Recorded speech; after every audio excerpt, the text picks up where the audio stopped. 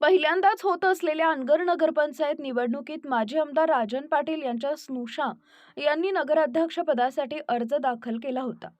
राष्ट्रवादी काँग्रेसकडून अजित पवार, उज्ज्वला थिटे यांनी नगराध्यक्षपदासाठी अर्ज दाखल केल्यानं राजन पाटील यांच्या अनगर येथील बिनविरोधाच्या प्रथेला ब्रेक लागला. मात्र छाननीत थिटे यांचा अर्ज बाद झाल्यानंतर राजन पाटील आणि त्यांच्या समर्थकांनी एकच जल्लोष केला. यावेळी राजन पाटील यांचे चिरंजीव विक्रांत उर्फ बाळराजे पाटील यांनी थेट उपमुख्यमंत्री अजित पवार यांना आव्हानच दिल्याचं पाहायला मिळाले. त्यामुळे आता अनगर नगरपंचायतीच्या या निवडणुकीची सोलापूर जिल्ह्यातील राजकारणात चर्चा रंगली आहे.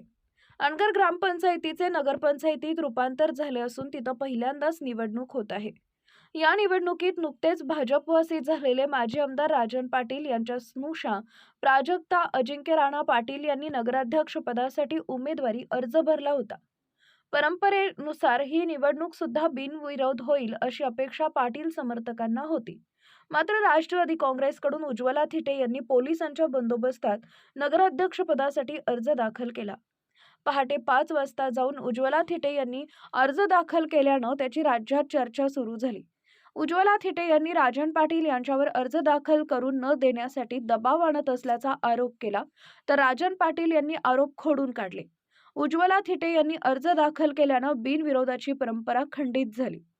परंतु अपक्ष उमेदवार असलेल्या सरस्वती शिंदे यांनी थेट त्यांच्या अर्जावर आक्षेप घेतला. मग छाननीत थिटे यांचा अर्ज बाद झाला. आधीच 17 नगरसेवक बिनविरोध निवडून आले होते. फक्त नगराध्यक्ष पदासाठी निवडणूक होत होती.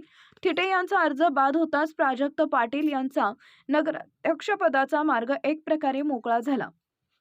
थिटे यांचा अर्ज बाद होताच अनगर इथं माजी आमदार राजन पाटील यांनी समर्थकांसह एकच जल्लोष केला. यात विक्रांत उर्फ बाळराजे पाटील हे सुद्धा सहभागी झाले होते. त्यांना कार्यकर्त्यांनी खांद्यावर घेऊन जल्लोष केला. याच दरम्यान बाळराजे पाटील यांनी अजित पवार यांचा उल्लेख करत त्यांना आवाहन दिलं आहे.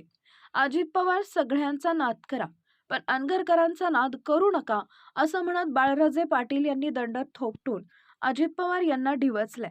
त्यामुळे नुकतेच राष्ट्रवादी काँग्रेस सोडून भाजपात प्रवेश केलेल्या बाळराजे पाटील यांच्याकडून थेट अजित पवार यांना आवाहन दिल्यानं त्यांची सोलापूर जिल्ह्यातील राजकारणात चर्चा रंगली आहे.